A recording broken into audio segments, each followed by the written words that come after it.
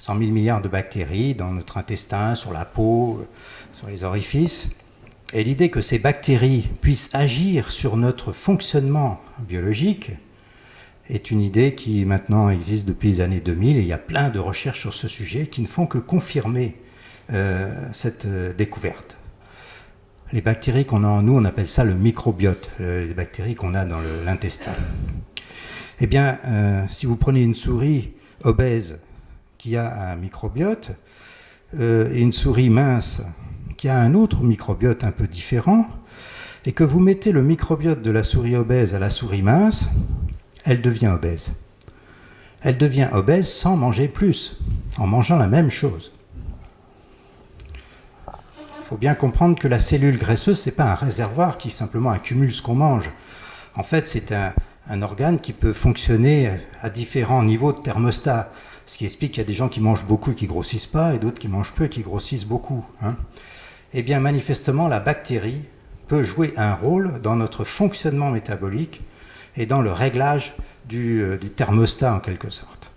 De même, on démontre de plus en plus que les bactéries qu'on a en nous jouent un rôle dans le développement de notre immunité, aussi bien intestinale que l'immunité générale, et même dans le fonctionnement des gènes cérébraux. Les gens qui s'occupent d'enfants autistes avaient remarqué depuis longtemps que quand on donne des antibiotiques à des enfants autistes, ça modifie leur comportement. Et souvent, ça les améliore transitoirement parce qu'en effet, les antibiotiques modifient le microbiote. Alors, on n'est pas des calamars, mais vous voyez que ce qu'on a observé chez le calamar, ça a des conséquences sur nous. Et pourquoi je vous parle de ça à propos du changement climatique ? Eh bien parce que il est très probable, même si cela n'est pas beaucoup étudié, que les premiers changements de biodiversité vont concerner les bactéries. On parle beaucoup de la biodiversité, de la macro-biodiversité, la diminution des oiseaux, des insectes, etc. Mais il y a aussi une modification de la micro-biodiversité. Pas forcément une diminution des espèces, mais une variation des types de bactéries qui vont changer en fonction des conditions de température, d'humidité, de nutrition. Et donc, si ces bactéries ne se contentent pas d'être là gentiment et de nous aider à digérer, mais qu'elles jouent vraiment sur notre fonctionnement biologique, et que c'est comme ça pour tous les organismes vivants qui abritent des bactéries, ça nous fait sentir à quel point la modification de ces bactéries sous l'effet des changements climatiques peut avoir des effets complètement imprévisibles et incontrôlables. On est très très loin de connaître le monde bactérien. Si on connaît à peu près 11 000 espèces de bactéries, on pense qu'il y en a des millions, et il n'existe pas d'expert qui peut connaître tout ça et prévoir ce qui va se passer lors de ces changements de ces bactéries avec les conséquences sur le fonctionnement biologique des êtres vivants. Le plancton, qui est donc fait de micro-organismes, dont des bactéries, micro-organismes unicellulaires ou pluricellulaires, végétales, animales. Le plancton, c'est un véritable laboratoire de génétique. Il y a ces organismes unicellulaires dans de l'eau salée, isotonique, avec la chaleur, les nutriments, et il y a des tas d'échanges de matériel génétique, des matériels génétiques qui sont scindés, qui se recollent, toute une recomposition de tout le fonctionnement biologique. Ce plancton est le début de toute la chaîne alimentaire. Or, avec le réchauffement climatique, on observe que l'océan qui absorbe le CO2 devient un tout petit peu plus acide, et cette augmentation du pH fait qu'il y a une perturbation du plancton et en particulier du krill, donc de toute la chaîne alimentaire. C'est le nom donné au plancton tel qu'il est actuellement. Ceci n'est pas une marée noire, contrairement à ce que on pourrait croire. C'est simplement une prolifération localisée d'anchois qui a été favorisée parce qu'il y a eu tout d'un coup justement un phytoplancton qui permettait de nourrir sans qu'il y ait de prédateurs. De même, je ne sais pas si vous avez remarqué ou entendu, il y a de plus en plus de méduses, par exemple, sur les plages.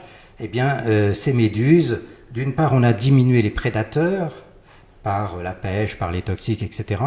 Et d'autre part, le plancton s'est un petit peu modifié, et en particulier les micro-organismes qui avaient une carapace calcifiée. Cette carapace est devenue plus molle à cause de l'augmentation du pH, et donc c'est devenu une source de nourriture pour les méduses qui ont proliféré. On va observer comme ça la prolifération de certaines espèces et la diminution d'autres espèces. On va prendre un autre exemple. Cette fleur, c'est une arabette des dames. Comme vous le voyez, elle est en fleur. Eh bien, vous pouvez en déduire, si elle est en fleur, qu'elle a eu froid pendant l'hiver. C'est-à-dire que pour qu'elle fleurisse, il faut que, pendant l'hiver, elle passe plus de 3 semaines à moins de 4 degrés. Sinon, elle ne fleurit pas. Et on connaît bien le mécanisme. Il y a un gène qui réprime la floraison de cette fleur. Et sous l'effet d'une diminution de la température, il y a une protéine, un antisens, qui va se fixer sur ce gène et l'inhiber. Et comme ça inhibe un gène qui inhibe, la fleur peut fleurir. Vous remarquerez que ceci se passe l'hiver et que l'effet observé va être au printemps. Alors vous me direz, on peut se passer de l'arabette des dames. Sauf que le blé d'hiver, l'orge, qui joue un rôle important dans l'alimentation même humaine, ont le même mécanisme de germination. Donc il va y avoir une modification des sources alimentaires qui ne seront pas seulement dues à des phénomènes de sécheresse ou des phénomènes météorologiques détruisant les cultures, mais aussi une modification du fonctionnement biologique dû à ces changements de température. Regardez cette drosophile, elle a les yeux rouges. Celle-là, elle a les yeux jaunes. Ça n'a strictement rien à voir avec la couleur des yeux de ses parents. En fait, simplement, celle qui a les yeux jaunes, la larve de drosophile a été exposée à un stress thermique. Ce n'est pas un coup de chalumeau, c'est juste 37 degrés pendant 1 heure. Si la larve de la drosophile est soumise à 37 degrés pendant 1 heure, eh bien, les drosophiles vont avoir les yeux jaunes. Et on connaît très bien là aussi le mécanisme. Il y a des gènes qui sont responsables de la couleur des yeux. Et il y a un facteur de transmission. Ce qu'on appelle facteur de transmission, c'est entre le gène et l'environnement. Il y a une protéine qui fait le lien. Et lorsqu'il y a un choc thermique, ce facteur de transcription va inactiver. Ce facteur de transcription qui inhibe le gène va être détaché du gène et le gène va pouvoir s'exprimer. Et donc, il va y avoir comme ça modification de fonctionnement des gènes. Là, on le voit parce que c'est la couleur des yeux. Mais ce fonctionnement de gènes modifié par la température va s'exercer sur de très nombreux gènes qu'on ne voit pas forcément. Pour aller un peu plus loin, je vais être forcé de faire un peu de science quand même, un peu plus compliqué, mais je vais essayer de simplifier au maximum, en particulier pour vous faire comprendre la différence entre la génétique et ce que c'est qu'une mutation, et puis le fonctionnement des gènes, ce qu'on appelle l'épigénétique. C'est des grandes découvertes, l'épigénétique, depuis les années 2000. Les organismes vivants sont faits de cellules. Si c'est un être unicellulaire, il n'y en a qu'une, sinon c'est pluricellulaire. On va prendre le cas où il y a un noyau, ce qui n'est pas toujours le cas. Je ne sais pas si j'ai une flèche. Dans le noyau, il y a une molécule d'ADN, et un bout de cette molécule d'ADN, schématiquement, constitue ce qu'on appelle un gène. C'est très schématique, mais ça suffit à comprendre. Ce gène porte un code. Ce sont des éléments chimiques, des bases puriques, et ce code est copié par un messager et passe ici où il va y avoir un phénomène de synthèse de la protéine en fonction du code. C'est-à-dire qu'il y a une lecture, 3 bases puriques correspondent à un acide aminé, puis ça se déplace à côté, les 3 bases puriques suivantes correspondent à l'autre acide aminé, etc. Et donc ça construit une protéine correspondant au code génétique. Ce qui est extraordinaire, c'est que ce code génétique est universel pour le monde végétal, animal et humain, et que l'ensemble des êtres vivants sont constitués de 22 acides aminés, toutes les mêmes. On se demande où elles ont été synthétisées, c'est pour ça qu'on va les chercher sur la comète pour voir si ça a été fait au début de la création. On ne sait pas où elles ont été synthétisées, mais elles sont là, et elles constituent tous les êtres vivants. ce qui fait une unité quand même et qu'on comprend bien l'interaction entre tous les éléments du vivant. Ces protéines, c'est ce qui nous constitue, c'est ce qui fait la structure, mais c'est aussi ce qui constitue les enzymes qui vont pouvoir métaboliser, couper les sucres ou les graisses qu'on mange, qui vont être coupés pour être utilisés comme source d'énergie, ou bien coupés et rattachés pour faire tout ce qui constitue un être vivant. Si vous avez une mutation, ce qu'on appelle, ça correspond à une anomalie du code génétique. C'est-à-dire que sous l'effet de l'environnement, d'un toxique, d'un rayonnement, il y a altération du code génétique. Du coup, c'est une mauvaise acide aminé qui est mis là, une protéine anormale, et c'est une maladie génétique qui atteint un seul gène et qui est héréditaire et transmise. D'accord ?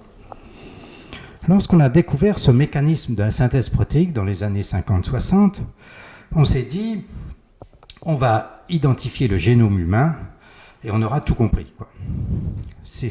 Le génome humain a été en effet, par une collaboration scientifique mondiale extraordinaire, identifié dans les années 2000, mais à ce moment-là, il y a eu une énorme surprise dont on n'a pas tellement parlé, c'est qu'il n'y avait en fait que 2% de l'ADN qui étaient des gènes proprement dits, qui codaient des synthèses protéiques.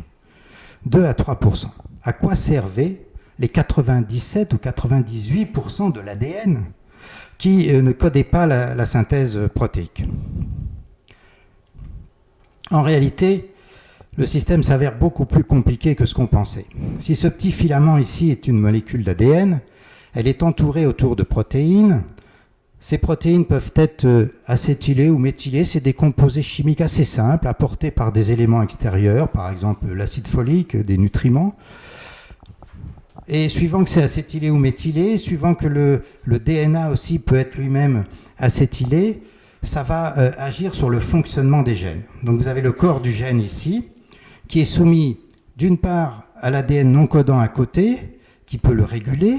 Cet ADN non codant peut aussi fabriquer des ARN dits non codants, c'est-à-dire quelque chose qui bloque le messager dont je vous ai parlé tout à l'heure, le messager qui copie le code et qui va dans le système qui fabrique la protéine. Et ce qui est intéressant, c'est que quand on voit un élément de l'environnement au sens très large, température, nutrition, comportement, toxique, bactéries, qui agit, on peut voir la synthèse de cet ARN non codant, mais l'effet observé sur le fonctionnement des gènes peut se faire après une période de latence très longue. Vous avez vu la fleur, c'est pendant l'hiver et elle fleurit qu'au printemps. Eh bien, on a observé ça pour des tas de toxiques où l'effet cliniquement observé en quelque sorte peut être des semaines, des mois, des années, des dizaines d'années après l'exposition aux toxiques.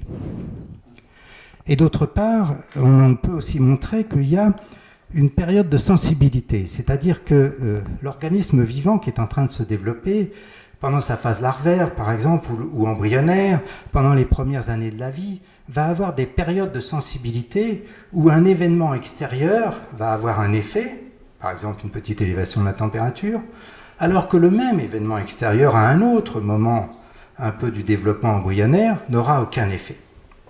Donc il y a à la fois des fenêtres de sensibilité, une période de latence entre le moment où il y a un événement, un changement de l'environnement et l'effet observé, et puis ces modifications du fonctionnement des gènes vont en général toucher de nombreux gènes à la fois.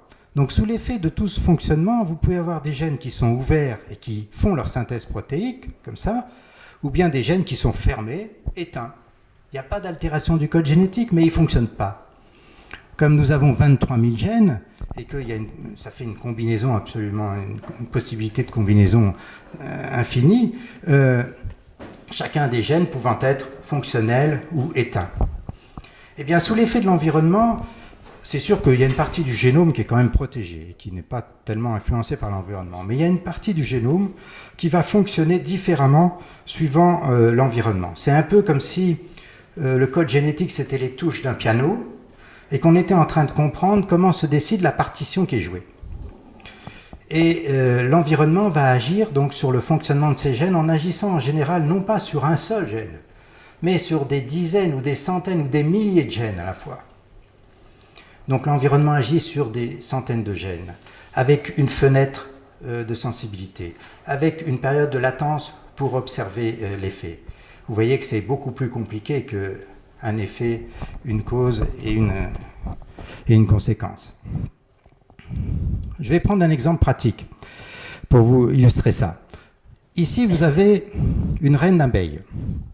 Elle vit 3 à 5 ans et elle peut pondre 2000 œufs par jour, c'est-à-dire l'équivalent de son poids. Autour, vous avez des ouvrières qui vivent 5 à 7 semaines et qui sont stériles. Or, à partir du même matériel génétique, de la même larve, vous pouvez obtenir une reine si elle est nourrie pendant 9 jours par de la gelée royale, et vous pouvez obtenir une ouvrière si elle est nourrie 3 jours par de la gelée royale et 6 jours par du miel et du pollen. Autrement dit, la nutrition pendant la phase larvaire agit sur le fonctionnement des gènes. Et là, on a pu voir qu'en effet, 560 gènes fonctionnent différemment entre la reine et l'ouvrière, et ça suffit à donner 2 organismes aussi différents, l'abeille ayant 10 000 gènes. Donc, modifier les conditions nutritionnelles, c'est pas seulement avoir des gens qui mangent trop et qui sont gros, ou d'autres qui mangent pas assez et qui sont maigres, c'est modifier le fonctionnement génétique, en particulier lorsque ces conditions nutritionnelles sont là pendant la phase larvaire ou embryonnaire. Alors, vous me direz, on n'est pas des abeilles, c'est vrai. Regardez ces 2 rates. La seule, vous voyez, il y en a une qui est beaucoup plus grosse, qui a une certaine coloration de pelage, et qui en plus a plus de diabète, plus de maladies auto-immunes et plus de cancer. Eh bien, la seule différence entre les deux, c'est que celle qui est jaune, là, la mère a été carencée en acide folique pendant la grossesse. Alors que l'autre, il n'y a pas eu de carence en acide folique. Donc, il y a certains éléments nutritionnels qui jouent un rôle très, très important. Et on connaît bien le mécanisme de ça. Il y a un gène agouti qui s'appelle, peu importe, et il y a un bout d'ADN qui a pris le contrôle du fonctionnement de ce gène. C'est un transposon.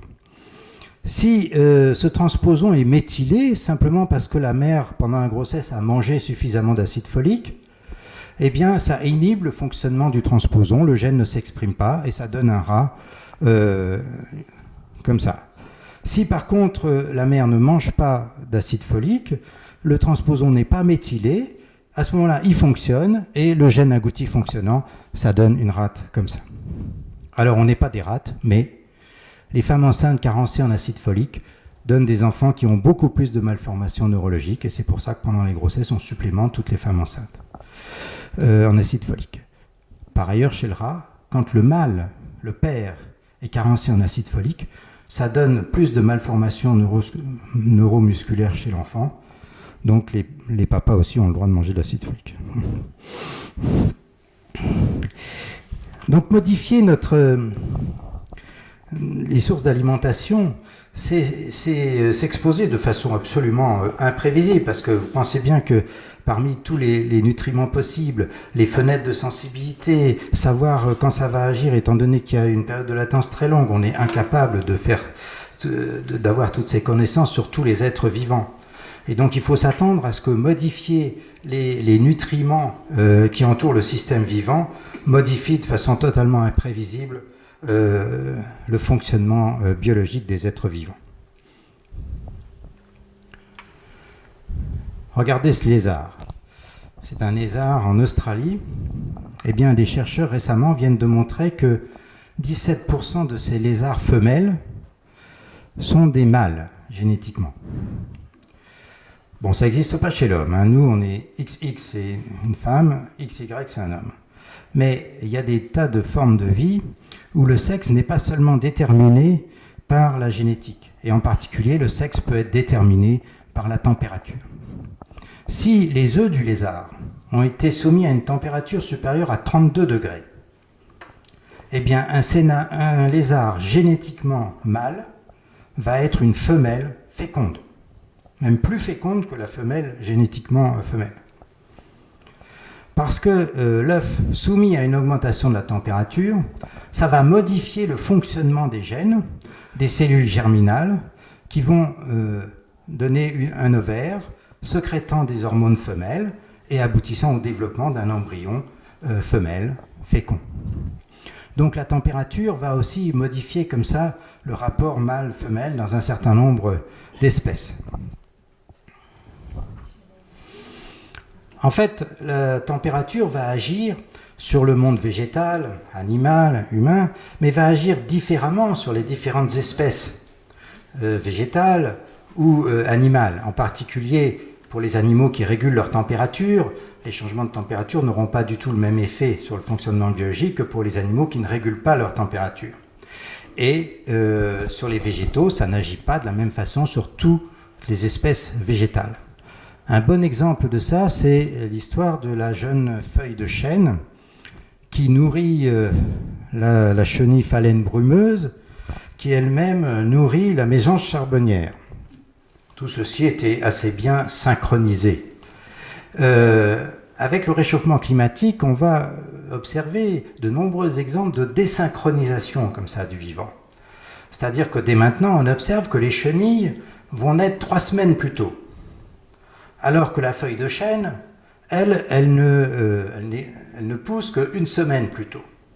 Donc la chenille va naître avant d'avoir des feuilles de chêne pour manger, et la population de chenilles risque de diminuer si elle ne trouve pas une autre source de nourriture.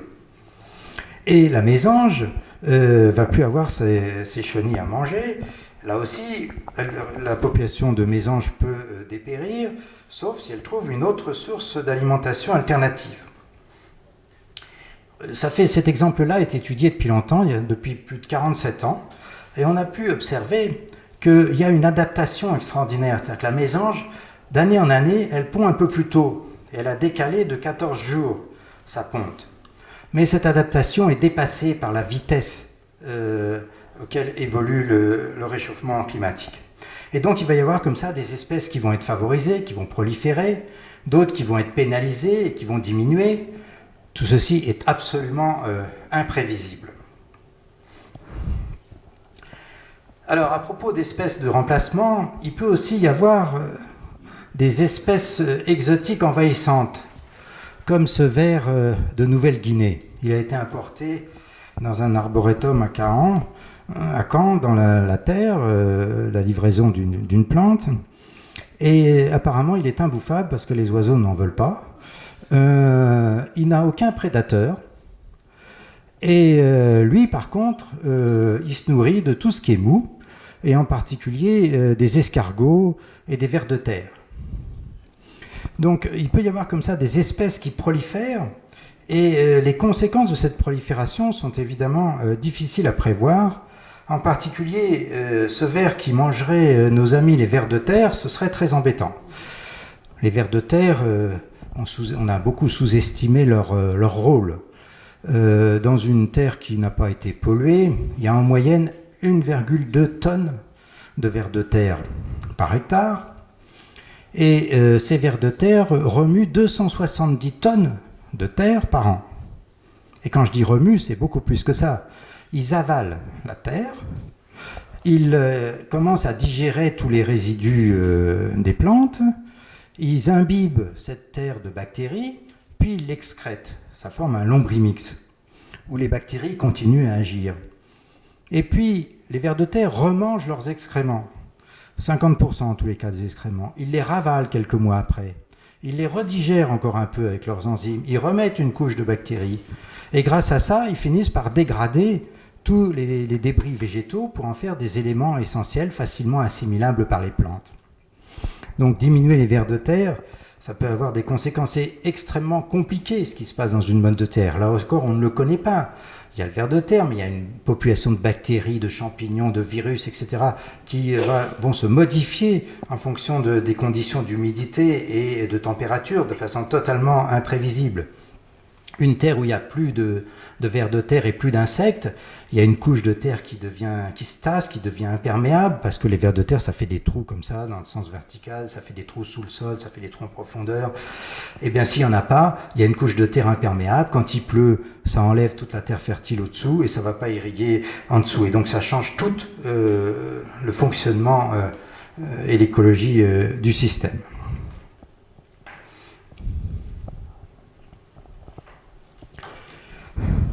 Cette chauve-souris, les chauves-souris, c'est 1/5 des mammifères sur Terre en nombre. C'est considérable, donc en fait. Et on ne sait absolument pas pourquoi. C'est un réservoir à virus extrêmement important. Elles vivaient tranquillement dans les forêts primaires, bien nourries. Du coup, elles avaient une bonne immunité parce qu'elles étaient bien nourries et elles étaient porteuses saines, ce qu'on appelle les virus. C'est-à-dire qu'elles avaient le virus, mais le virus ne les rendait pas malades.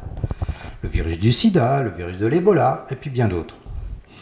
Cette chauve-souris, lorsqu'on a détruit les forêts primaires, on l'a d'une part affaiblie, parce qu'elle n'avait plus une source de nourriture aussi abondante, et d'autre part, on a déplacé les populations en les rapprochant des humains.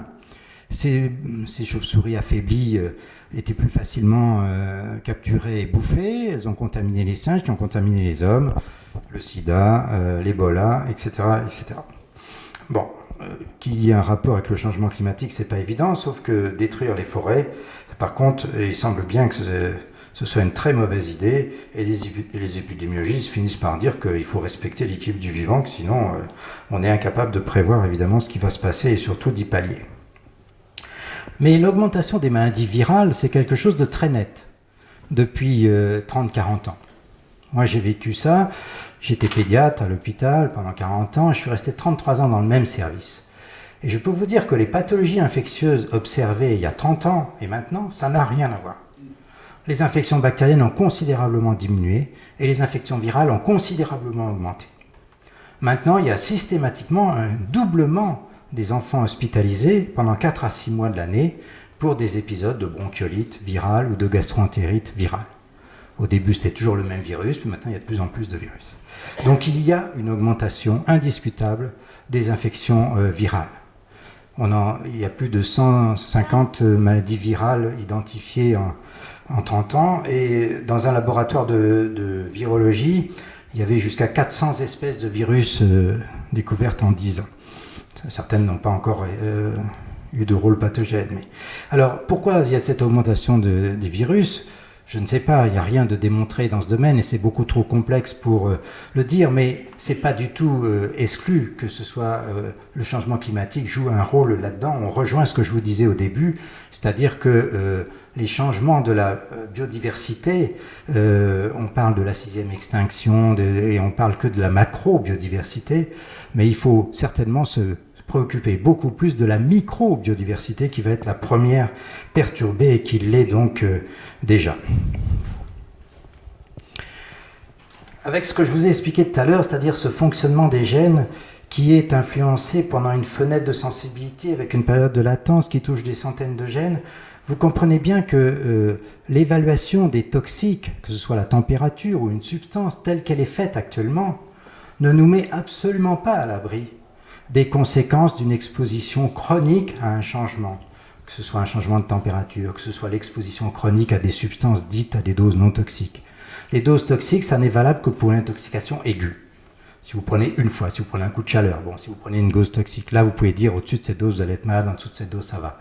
Mais dans une exposition chronique, ça n'est plus une question de dose, c'est une question de moment au cours du développement et avec les effets biologiques. Donc on ne peut pas se fier à toutes les études telles qu'elles sont faites et qui actuellement dans le monde entier et en Europe en particulier définissent les zones toxiques et on vous dit en dessous de la dose toxique vous risquez rien.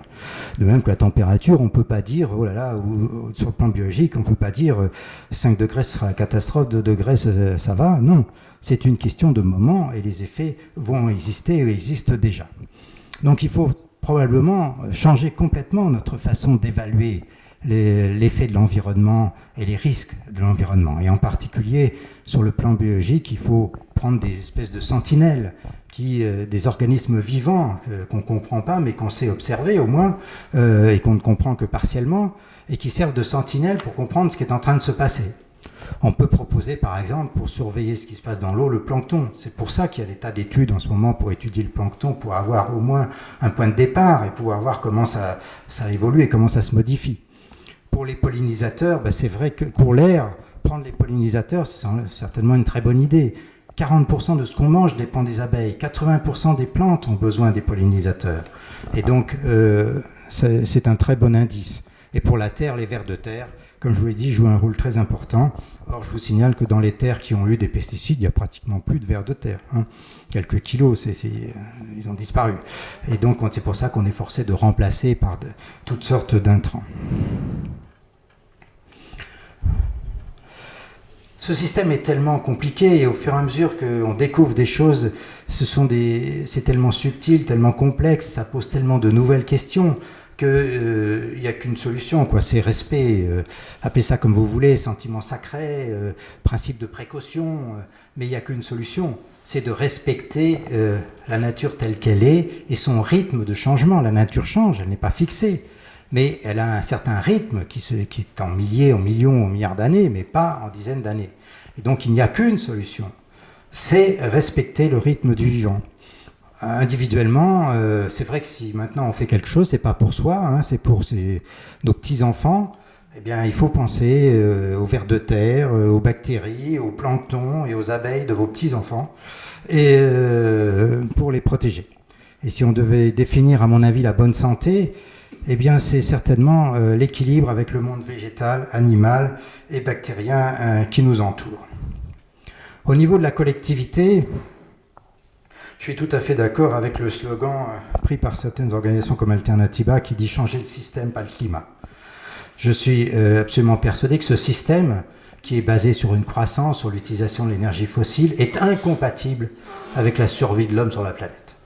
Alors, ou bien, le plus tôt on le comprendra, mieux ce sera. Et si on ne comprend pas, je n'ai aucun doute sur le fait que le système va changer de force par les événements qui se produiront et qui détruiront un système qui veut détruire l'homme. Voilà. Donc, il faut profiter de la COP21 pour manifester. Il faut, pour que les hommes politiques prennent des décisions, il faut qu'il y ait des milliers de gens, des millions de gens dans tous les pays qui descendent dans la rue pour dire ça suffit, changer le système pour préserver l'équilibre du vivant. Voilà, je vous remercie.